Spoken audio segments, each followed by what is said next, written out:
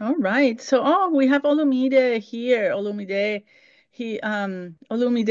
been doing an internship with Cameron at the University of Colorado Children's Hospital. So that's great.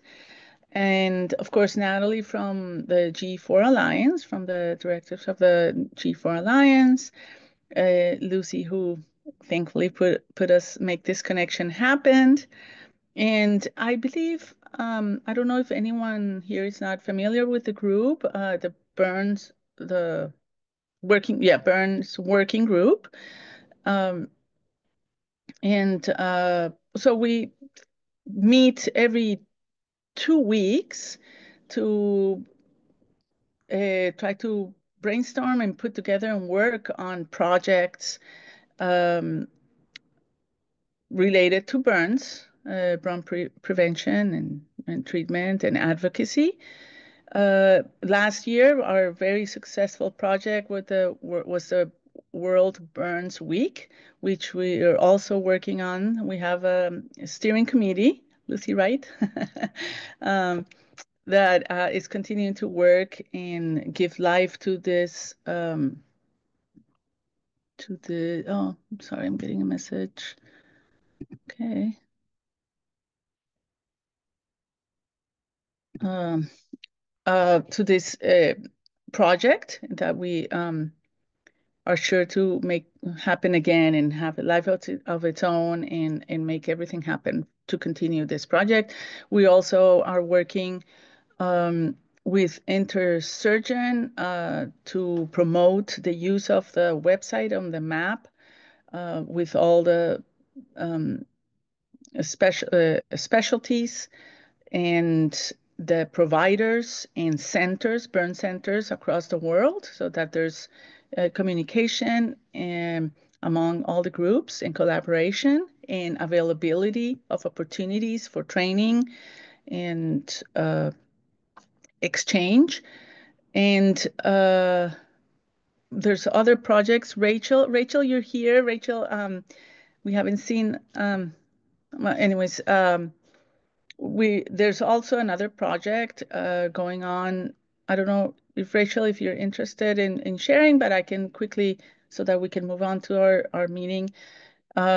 We have a Burns online education review going, which uh, it's aiming to identify and collect all the burn information that is out there in terms of education and do a review of it and vetting and have it all together and available and organized uh, for everyone.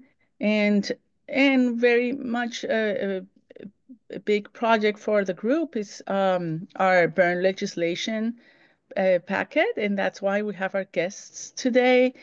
Um, we have, thankfully, Mr. Orlando Flores. He's a physiotherapist and researcher. He's currently the director of the Outreach, Teaching, Research, and International Relations Department at Koani Chem. Orlando holds a PhD in medical science from the University of Queensland in Australia. He's the vice president of the Chilean Burn Society, member of the scientific committee of the Latin American Burn Society, and director of the Latin American Burn Registry. And Alan also is the director of international relations at Koani Chem, and he's working to expand the institution's global presence and support collaboration across Latin America. He has worked with OAS and PAHO, I don't, on No worries. policies related to firework regulation and international partnerships. And so thank you so much, both of you, for being here today. And I see Cameron is able to join, so he was, yeah, exactly when he said he was going to join. So I don't know, Cameron, if you want to say anything else? No, I'm sure you covered most of the things, Dora. Thank you so much again, Alan and Orlando, for taking the time to speak with us. I'd like to give you the time to discuss your stuff and then hopefully have some robust Q&A afterwards from the group. Awesome. Okay, thank you very much. Let me just I'm letting Alan to present. He is the expert on the work that we are going to present to you. But I would like just to formally thank you for inviting us to this meeting. We feel very honored, privileged to share our experience with you. I see in this meeting so many familiar faces, people that I admire a lot.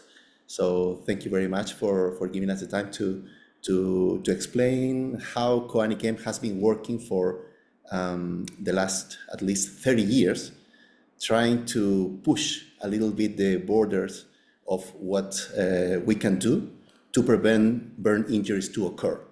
That is our main focus. I'm just the person that is lucky enough to lead a great team of professionals here in Chile, and we try to impact not only Chile but also some countries in Latin America. So once again, thank you very much. We are very, very honored to have this opportunity, and you can count on us personally, but also you can count on Coanikem for any project that could help us to improve the life of people that have suffered burns in Latin America, but in other parts of the world as well. That's all. Thank you. Okay. I'm going to take over. That's all right.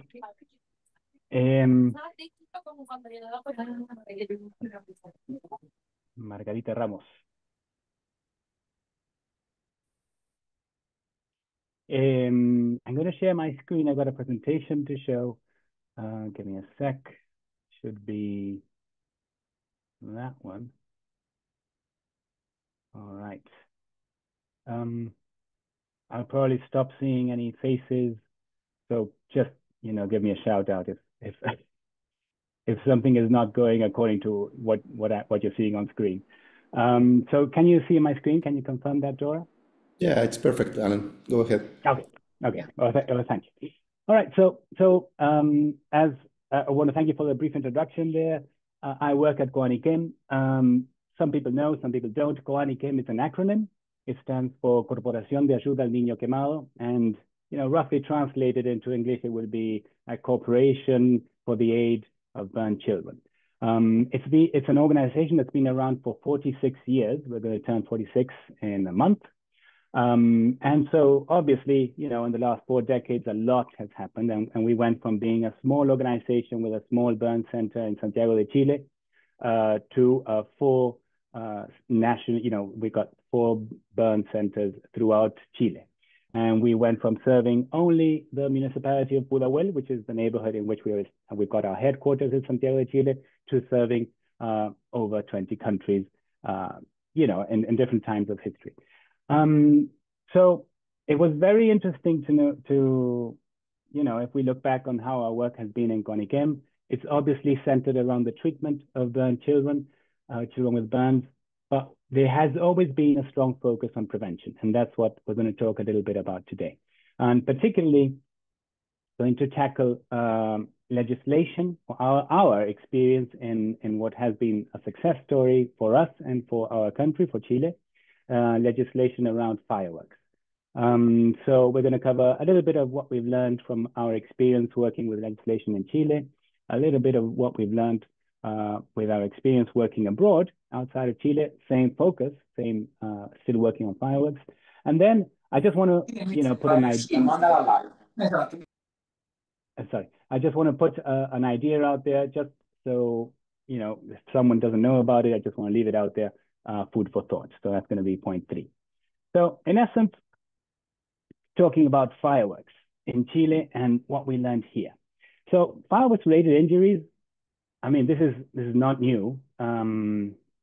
And we don't really need to go back that much. Like on Sunday, there was a terrible disaster that led to the death of over 50 people in a nightclub burned down in Macedonia. So we don't have to get too far to understand the impact and the risk around fireworks. But the interesting thing is that it goes way back, and so there are records of problems around fireworks, and problems, I mean health problems around fireworks, back to the 1900s. So the Journal of American Medical Association has got records and publications going back to 1903.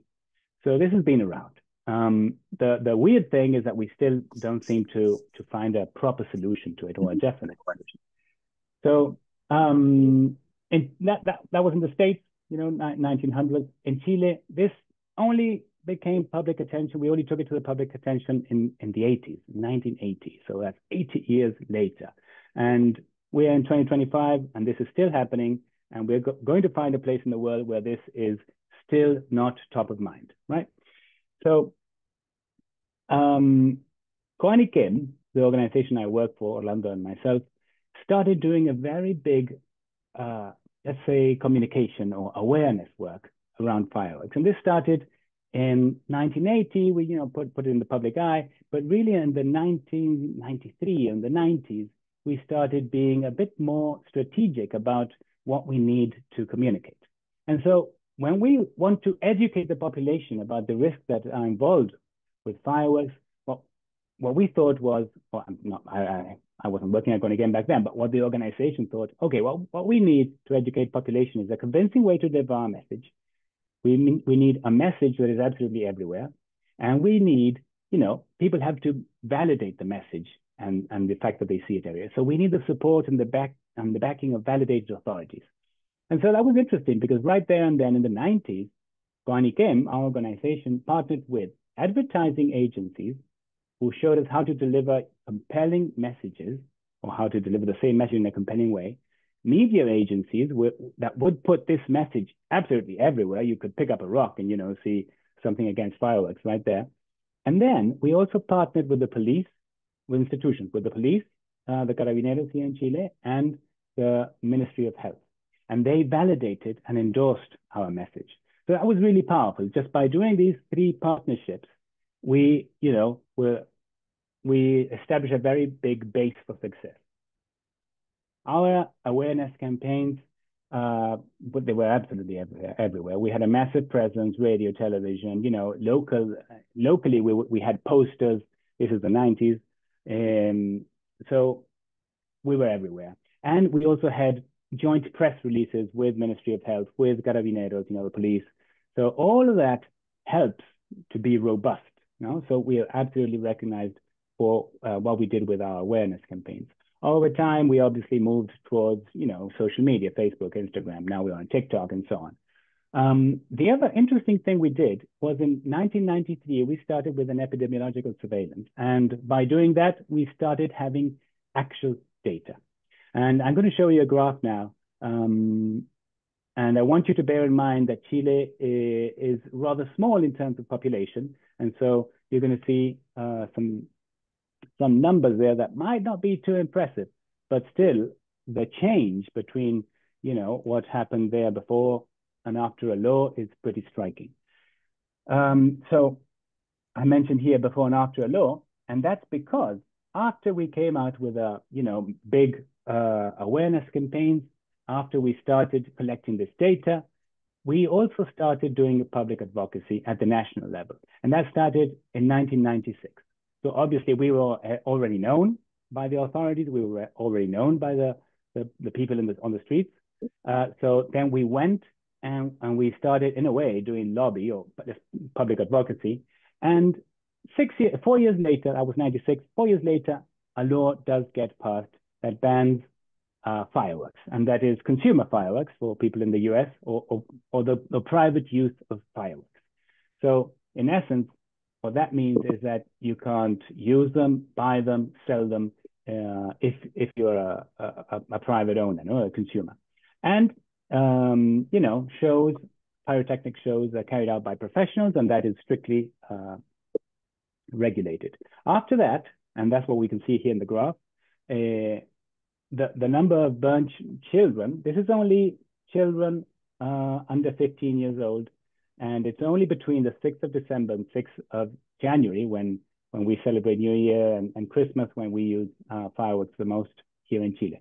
So it after and before the law, it dropped from 77 to 10. And that kind of kept in time. So for, what is it now, 25 years, we've had under 20 children burnt each year because of fireworks. So it was pretty dramatic and pretty impactful.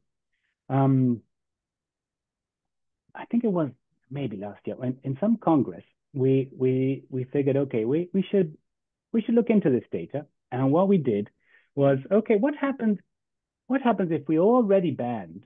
So I'm going to go back one slide. If we've already banned, and we can see that after the law, we have this amount of, it goes from 4 to 19.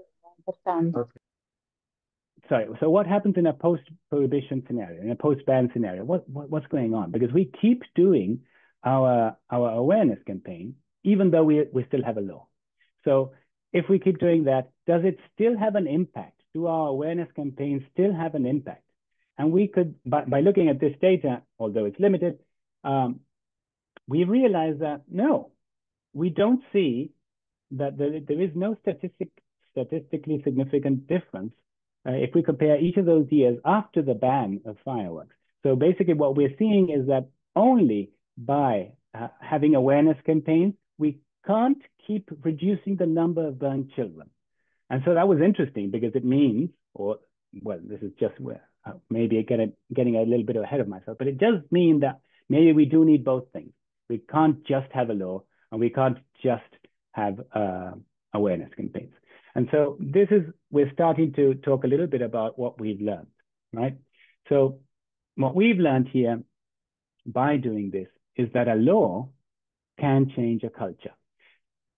And that is a little bit striking, at least to me personally. I'm originally from Argentina and I'm living in Chile. I've been living here for 8 years.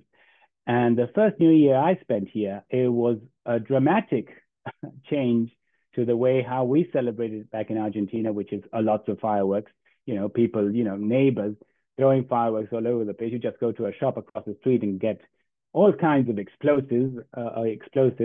So when I came to Chile, none of that, was the case. And it was really, really frowned upon. If someone, if you really saw someone, it wasn't easy. If you spotted someone throwing a firecracker, it was really, really, oh, my goodness, no, what's going on? It was really,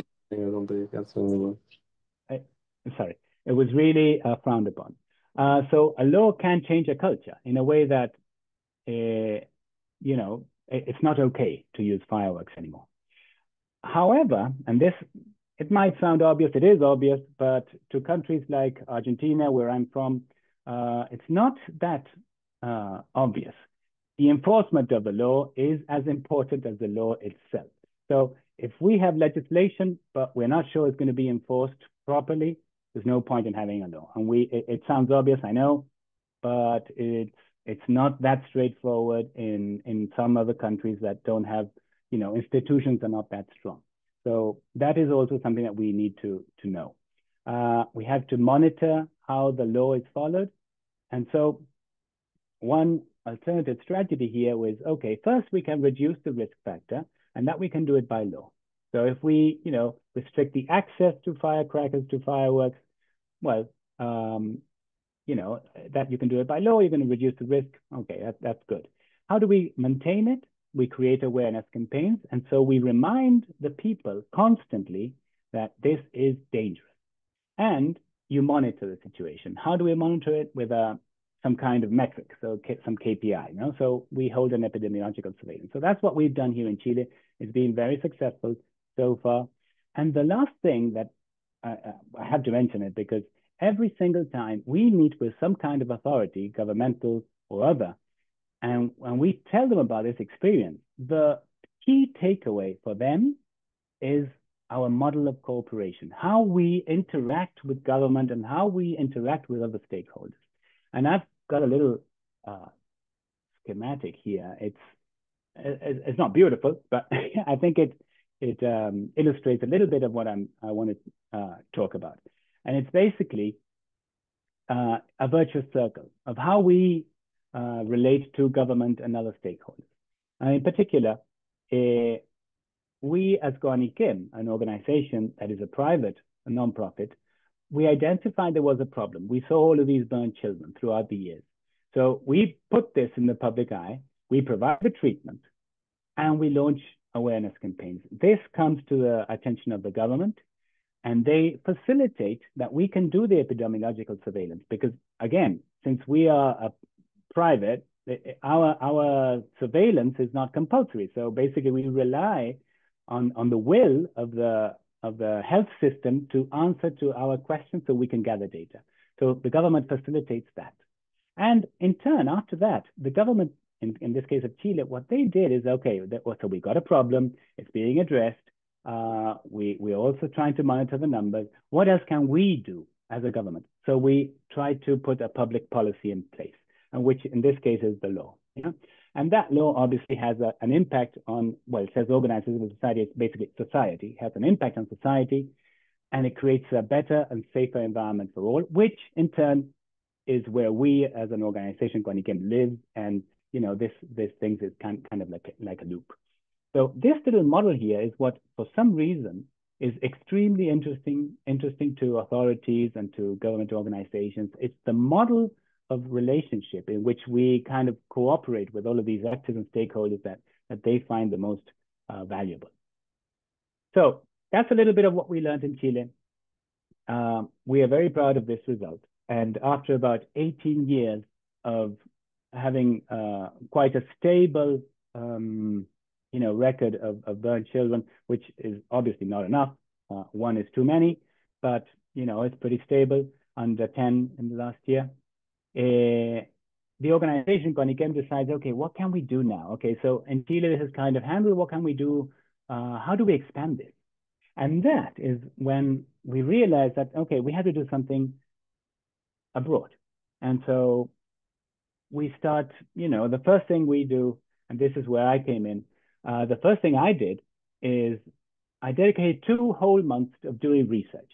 And I don't really remember much of that research. It was a very long time ago. But the key takeaways are this. When you start studying fireworks, particularly, so how do you study fireworks? Where and how? And where is that data? Is there any data? And the big wake-up call here is that there isn't that much data. And if you want to look for data, many times in countries that don't really have many records, it's extremely difficult. So the easy way to go around it was I went to the United States, which have a lot of records of absolutely everything. And I started doing research on the history of the United States and fireworks. And I came across all kinds of things. And it was really, really impressive to realize that the first record in the public, in the newspaper, let's say, was in 1899. And in 1899, the Chicago Tribune started, putting the news out there and say, hey, we've got some people died because of this, and some people are seriously injured because of this. And it became a thing. And so they started publishing little tables with number of casualties, number of injured, and so on. And it was a real thing. I'm going to move on to that a little bit now. But what I wanted to show here is that, this is in the 1900s. 2 children suffered serious injuries. One held a firecracker too long, burned his face, lost a finger. Ella McKern, this was funny because 110 years later, I found a relative in the States that I didn't know who exists and also was a victim of a firecracker. That was really, I found it really odd because my last name is not very common here in Latin America. So I find that odd. And it made me relate to this cause a little bit more. And so this is the kind of report that they had. So this, you can find it in 2 different publications. You can find it in the Journal of American Medical Association. They came out with some publications back in the 1900s. It was obviously in the newspapers. But then something very interesting started to happen, and was that not only the people from the newspaper or the medical world thought that, having firecrackers and fireworks was dangerous and risky and maybe a little bit crazy, but this created a social movement. And this social movement was called the Sane and Safe Fourth. I don't know if anybody in the US has heard of it, But it was a big thing in the early 1900s. It lasted for, I don't know, maybe 10 years or so. And it was very interesting to start reading about this initiative, how they articulated the information they collected. Every single year they published a report in which they presented, what I'm going to show here is, okay, this number of cities, the column on the far left, this number of cities have banned fireworks. So 20 cities in 1909 banned fireworks. And in that same year, we had 5,307 casualties. And so the next year, 1910, 91 cities have banned fireworks. Oh, we had, a decrease in casualties and so on. And so they came up with this system of reports, and they were very consistent about it. And it was really, really interesting to see how they articulated all of this and how they moved on with legal reforms. These were laws at the municipality level, the city level. So the story goes on. Entire states ban fireworks. Thing moves forward. I'm not going to go into all of the details, but by 1970s, mid-1970s, almost 32 states in the United States banned fireworks, banned the use of fire. But then something happened, and they were going to pass federal law to ban fireworks. Like the whole of the United States was going to ban fireworks on a federal level, which is, well, I can't really see your faces. I don't know the people in the States, but I'm guessing it's a very big thing. And I would think, as an outsider, it would bring a lot of attention and probably some conflict, and it actually did. And so a group of people that were, strongly related and had strong economic interests managed to, make this fail. And so we went from having 32 states in the United States in the mid-70s that banned fireworks to having only one, which is the state of Massachusetts today, that bans fireworks in their territory. So takeaways or things that we learned from studying the case of the United States, the use of fireworks has always been related to mutilations, to death, to injuries. They're everywhere. I mean, fireworks are a problem everywhere. And now I spoke about the States. I could speak about, Folks Night in the UK, different celebrations in different parts of the world. It's everywhere. And it's always been associated with the same problems. And it's happened since always. So this is not something that, maybe because our culture, we like to celebrate with fireworks. So no. This is dangerous. It always has been, and it always will be, and it's everywhere. So that's something that it's a fact. The states had this total ban in place with mixed results. They also came up with this idea, which I think was great, is substituting the way we celebrate with fireworks by something else. And maybe people in the US can correct me, but I think around the 4th of July, not only there are fireworks, but there are also parades and picnics and so on. And the parades and the picnics came about in the early 1900s as a proposal to substitute the use of fireworks to celebrate Independence Day. So that idea of substitution was already, in the early 1900s. So maybe we should, take that idea again. Is it drones? Is it not drones? Is it something else, etc. The other thing we learned from that experience is communication. These reports were key because it kept everybody on the same page, and it's a way of, there's no thing as bad press, right? So even if it's good or bad data, not the data is always there. But what I mean is either more or less casualties. It's always good to have press. And the strength of lobby, obviously, because that meant that this federal enforcement fell through, so it didn't really happen. The story would be definitely different if that would have got through. So with this experience that we learned from studying the case in the US, I'm going to show this little thingy here. I don't want to go into too much detail, but basically we have to, back up a little to, okay, so 2018, You had great success in Chile with fireworks. Now you think you want to go abroad. Okay, you've learned about the experience in the US. So what now? Now you had to actually do it. And so what we did was used everything at our disposal to move forward and to try to, have impact on some kind of agenda. And so GOANICEM is a member of the civil society unit of the United Nations. And because we are an organization there, that gives us, we are entitled to participate in the Civil Society Conference, which is an annual event in which all of the civil society that is associated with the UN, it's a meeting. And so we thought, okay, maybe we should pitch this idea there. And so that we did that in August. We did that again the following year, and so on. And then we started talking, and this is also a consequence of our little virtuous cycle there. We started talking with the Ministry of Foreign Affairs in Chile. And so we visited the OAS, which is the Organization of American States. The Chilean mission to the OAS, we visited them. The Chilean mission to the United Nations, visited them. And PAHO, which is the Pan American Health Organization, which is basically the, what it is. So we visited all of them. And then by working with the Foreign Ministry or the Ministry of Foreign Affairs in Chile, we got the chance to present this to the governing body of the Organization of American States. And that happened in 2019. And that was huge. That was huge because it was the first time that we had, 15 minutes and to put this idea out there. And the idea was, we need to make a model law that bans fireworks. It was a pretty crude and simple idea, but that's what we pitched. And we kept doing the other things. And we kept, working with these stakeholders, the Ministry of Foreign Affairs, and we learned a lot.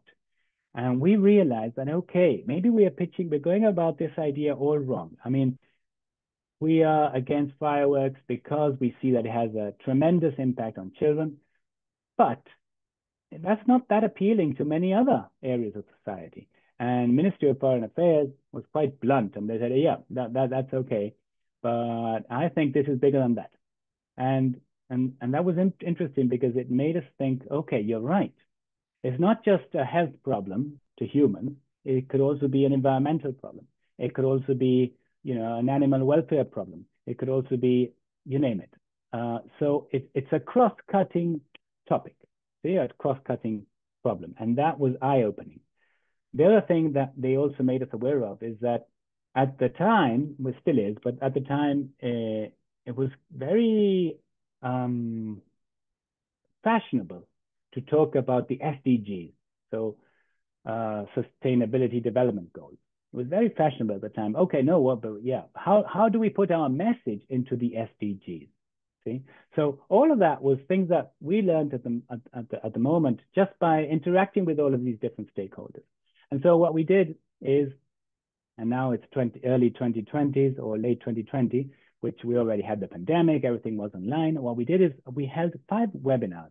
And the advantage for us was that because it was a webinar, we could get people from all over the world to connect with and to give us their perspective about how the problem of fireworks impacts them where they are in their own discipline. And so we got people from the Pan American Health Organization, we've got people from law enforcement, we've got people, from burn centers, but we also got people from animal welfare, got people from the environment. We got all people that spoke about people affected with autism and how fireworks impact them. So we did all of that. And after those webinars, we made a huge, 50-page report. And by then, our little work at the Organization of American States had already paid off. And our presentation ended up being an instruction to an Inter-American Juridical Committee. So basically, another body within the OAS was instructed to study the topic of fireworks legislation. And so when they got that, we had this 50-page report waiting for them. And so with that report, it was amazing because we pretty much did the work for them. And in a way, it's advocacy, right? So we were quite influyente. So we had an influence on the things that we wanted to show. So that was pretty impressive and was pretty good. We had more webinars, and then we had the results from this committee, and the committee says, all right, yes, thanks for the report. This is all very nice and interesting. However, and this was another big learning thing, that's another big lesson learned, is that we don't recommend you have a model law. We don't think you should go forward with a model law, because you're never going to pass a model law within 36 countries of the Organization of American States. It won't happen. What we think the best strategy for you is a strategy called SOT law. And what you want to do is your end result should be an instrument called a series of recommendations. And that is what actually happened. The Inter-American Juridical Committee came up with these 10 recommendations for domestic legislation on fireworks.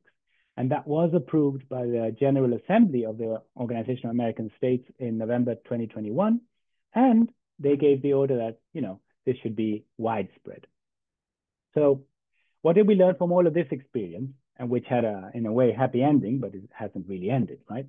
So using the virtuous circle now, so trying to work with this public-private partnerships and relationships, that worked, and it worked again on a different scale. Yeah. Let's start with regional organizations rather than go world right from the start, and that was a very good piece of advice they gave us at the Foreign Ministry with United Nations mission. They said, yes, this is a very interesting topic, so on and so on, but we suggest that you start small and then you build from there. And that was, consolidate stages. And that was really important to start with the OAS. And after that, you consolidate that and then you go further, not to the United Nations. Fireworks is a cross-cutting problem. That was important to realize, because that means that we don't really work alone anymore. There are multiple stakeholders and there are multiple perspectives. So we need to involve more groups of people. So that was really, really interesting. And it really enabled that this committee was receptive to what we had to say. Also, we had to change the way not the way we think, but the way we frame things. SDGs, they were a big thing a couple of years ago. Now they're a big thing, but I think they're going to have a different name in the next 10 years, I guess. But we have to learn how to communicate in those terms and adapt to that. And the other thing is that in the short term, probably laws are not going to ban things. I don't know if everybody here is in agreement that we should ban fireworks or not, but what I can tell you is that in the short term, laws are probably not going to ban them. They're going to limit them. So that is good, but I still think banning fireworks from everybody that is not a professional is the way to go. What else did we learn? That is very important. Once that we are working with all of these stakeholders, and this was incredible. We worked with people that were, firefighters from Ecuador, animal welfare from Uruguay, different groups with different perspectives and interests in a way. And the one that had the most impact on changing the perception of risk, or let's say which was most effective in getting people not to use fireworks, was not the message about, hey, this is an explosive in your hand, you can lose your hand. That was not the most effective message. The most effective message was, this can harm your puppy, and puppies don't like fireworks, and they hide under a bed. And that was the most effective message. And so when we work in advocacy, we have to be smart enough and strategic enough to recognize, to identify where we must be, putting the focus of our message. This is another thing that we've learned. Laws come after tragedies, and I don't say it.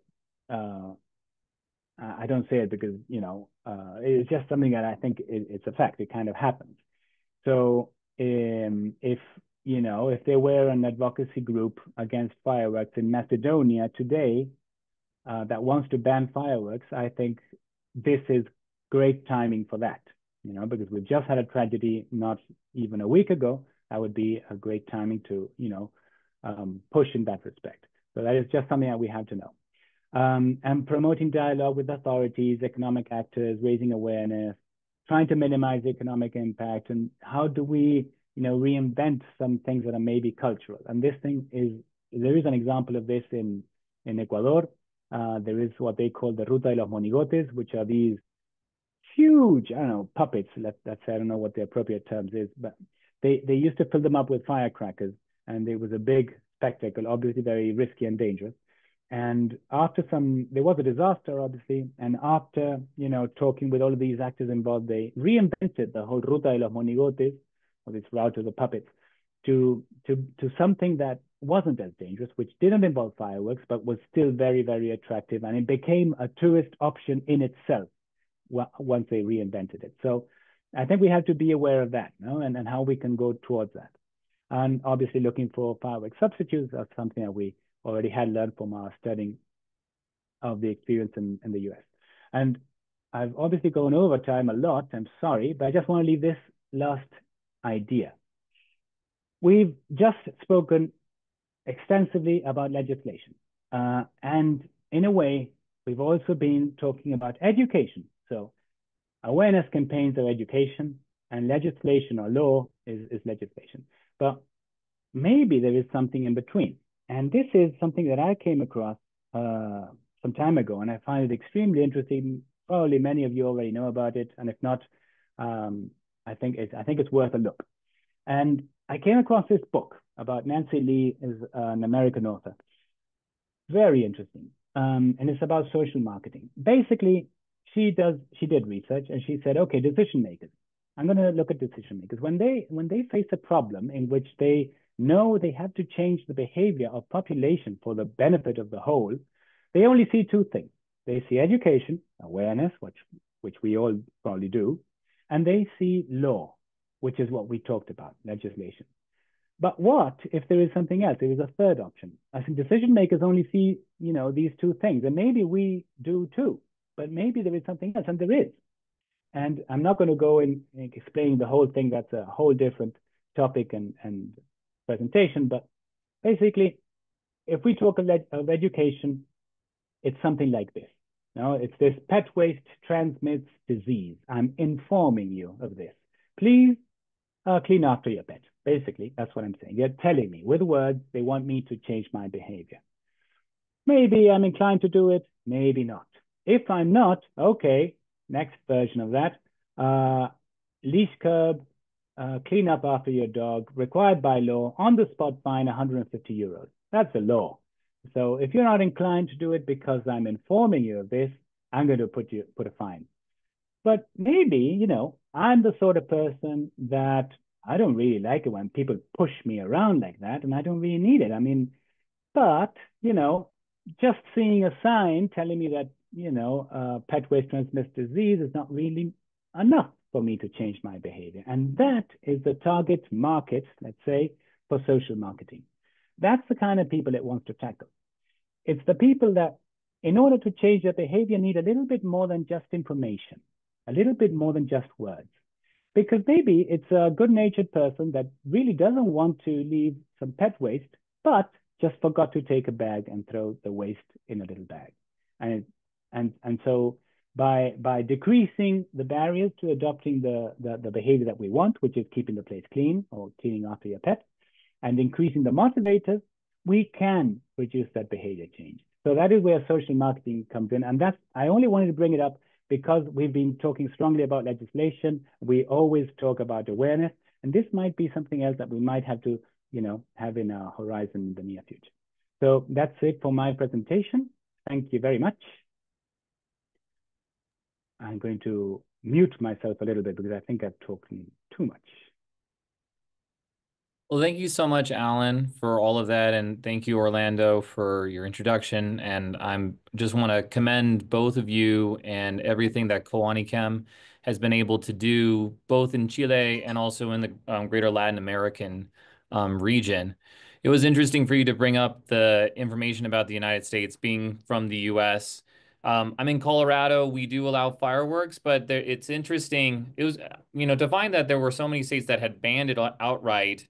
Since I've been alive, I've always been someplace where we could have it. However, I do know in my state, there are certain types, and the more dangerous fireworks are not allowed. However, just across the border in Wyoming, you could drive 1 hour up and you can go get some, bring them down, and use them illegally, which people do. So obviously, there's the law, there's education, all those things that you brought up. I want to give people a chance to ask any questions of both of you in regards to fireworks and just sort of burn prevention in general, because part of the reason I wanted to bring you guys here was to use a case example, fireworks in Chile, to sort of get more down to some of the basics of, okay, you have a problem. Patients are being burned because of X, Y, or Z. How do you go from problem or concept to coming up with a solution that is durable, long-lasting, and impactful? So I guess that would be my first question, sort of a general question to both you, Orlando and Alan. How clearly this happened over decades, but what were some of the key things that led to your success? What kind of roadblocks did you run into? And one of the questions I was asked in the chat was, uh, did you run into any pushback from things like fireworks manufacturers, other stakeholders who were on the other side of the argument? And how did you overcome that? Yeah, well, thank you very much. Thank you very much, Alan, for your brilliant presentation. I think that what we have learned in Coanichem, and this is something that it is very important because all changing behavior depends a lot on your own culture. So it is truly, truly important to know who is the audience that is going to be listening to your message. That is a good point. So this is not the sort of stuff that one size fits it all. It is not like that. You need to know where you're applying the law, where you're applying your prevention message. The second thing is that for understanding your problem, you need to have data. And one thing that in Latin America, I know that Ariel is here. If he contradicts me with this, it's perfectly okay. But I really believe that we don't have enough data in Latin America to make good decisions on this. And one thing that Coanichem has been pushing for more internally is that we have data, we turn this data into knowledge, and we use that knowledge to make wise decisions. So we are sure that we all struggle with the scarce of resources to put on this sort of stuff. Well, by using data, we devote those limited resources where we can get more impact. And the third thing I would like to share with you is that I think that we really need to think outside the box. So when we all are in the healthcare sector, but many of the solutions are not within the healthcare sector, and we need to go to the authorities, convince them. I spent, I'm not sure how many hours last year convincing the parliament of my country that we need to pass another law to make the smoke alarms compulsory in our country, which are not at the moment. And every year we have 500 or so people dying in fires, in structural fires, and a lot of injured children and adults, of course. And we need to cross that border. So I really think that one of our missions, all burns are, or almost all burns are preventable. And I really think that we need to convince politicians, media, that this is a serious problem. It's a serious public health problem. And I think that what the experience of Coanichem show us is that we need to do that. We need to do that professionally. We need to bring data with us, and we need to be convincing. And this is something that Coanikem has been doing really good in the last years. And finally, in regards of what happened on the area of the people that we don't really produce fireworks here, but there's a lot of imports. Nowadays, those imports are not legal, but are still happening. And when Coanikem tried to pass this law for the first time, of course, there was a lot of pushbacks, even life threatened to the founder of Coanikem, Dr. Rojas, personally. So they called him, "We're going to kill you. If you keep pushing on this, we're going to kill you." And I think that all institutions need a moral leader. And I think that Dr. Rojas is our moral leader. He showed us that, well, this is more important than myself. We need to push because this is what we need to do. And I think that if we are all convinced that this is that important, I think that we can change the reality. That is what Coanikem has been doing. So no matter what, we always face all sort of pressures for doing what we do. No matter what happened, I think that we stick to our principles, to our values, and we really believe that no children in Chile should suffer for burn injuries. If we keep that in mind, I think that the pathway is quite clear. Great, thank you. So Lucy brought up a good question that I had as well, is how easy or difficult was it to get the Chilean government engaged in this topic? Did it take multiple years of going to them? Who were the key stakeholders within the government that kind of helped you carry this past the finish line and get that law in place?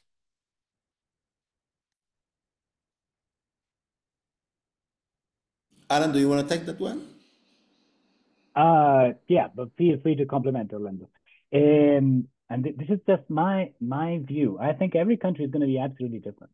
And because I come from a different country, I'm not native to Chile, I thought it was quite surprising. I thought it was relatively easy here in Chile to, get in touch with the government. And to this day, and I've been living here for over 8 years now, I still find it pretty accessible. It's not like, I just look it up online and write an email. You still have to go through a few processes, but it's still relatively accessible. And I think the reason behind this is that Dr. Rojas, the founder, and the team, obviously, they've done an excellent groundwork, like excellent groundwork. And the priority is, I don't know about always, but they're always, trying to maintain really, really strong connections with every part of society, not just the government, and not just, it's absolutely apolitical. So it's not just, oh, well, I'm aligned with this guy now, so we're in good terms, and in 4 years' time, things change. No. We make it a point of what do we have in common? What is our common goal? How we can help.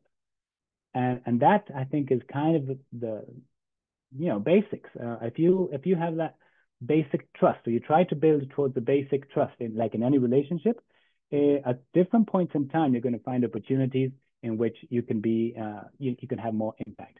Again, I'm sorry, I can't, there's no manual for this, but. Yeah, but another thing that I guess is really important, and I totally agree with Alan.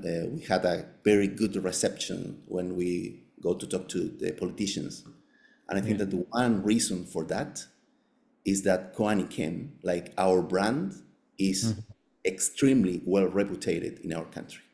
You know that last year they asked the consumers about the 50 more reputed brands in our country, and Coanikem is the 7th.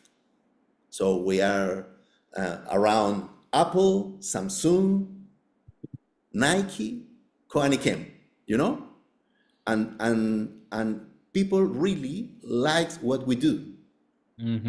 So our main asset is that the people like us. So whenever I write an email to a a member of the deputy chambers or the parliament, and if I'm someone from Coaniquem, okay, this is something that first will get the public attention, and the people really believe, strongly believe that we are trying to do good. And I think that is good for the politicians as well, because they kind of, okay, if these guys are suggesting this, first, there's not a secret agenda. They don't want to earn more money or something like that. No, they are doing because they want really to solve a problem, and we work very hard, and we are very serious in what we do. So I think that keeping that reputation is our main asset, and we fight very hard to keep it in that way, and therefore when we ask for something, I think that we are always listen. Not always they say to us, okay, we are going to do it, but at least they sit on the table and they listen to us, which is that's very first step. I was going to say that's very impressive social capital that Coaniquem has built up, and I think it speaks to the work you guys do, and you guys have obviously used it to your benefit and to the benefit of the Chilean people. So that's also a good thing to know. It's just being present and doing good work can pay off dividends as well. We're basically out of time. I do have one more question that came from Natalie.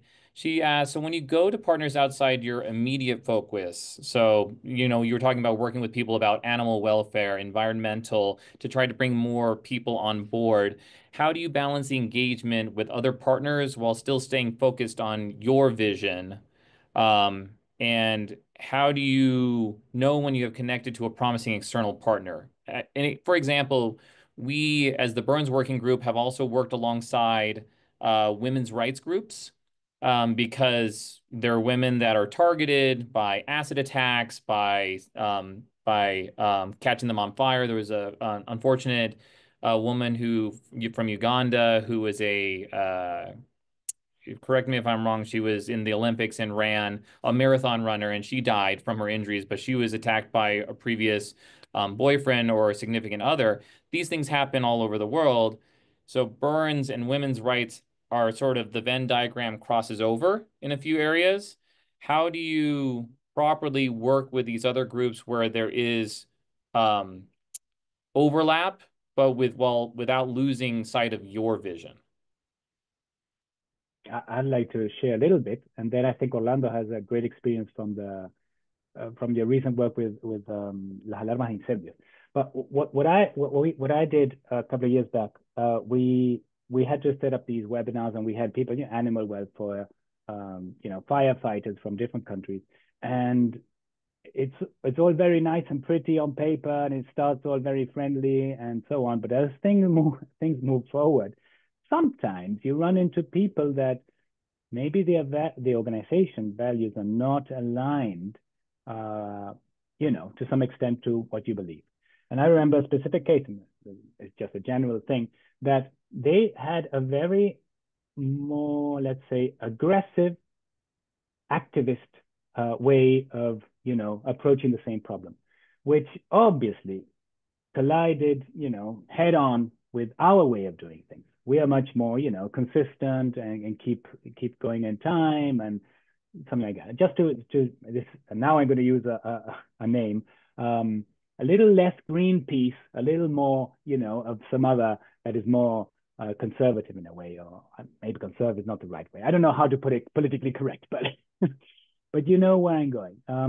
So I think when you're meeting up with different stakeholders, it's just when you're meeting someone new. First, you have to get to know them. You have to know where they stand, where you stand, and then you start building on trust, and you start building on what you've got in common. And obviously, we're always going to have differences. People care for animals, we care for children, or whatever it is, or the environment. But rather than focus on that, you focus on what your common goal and objective is.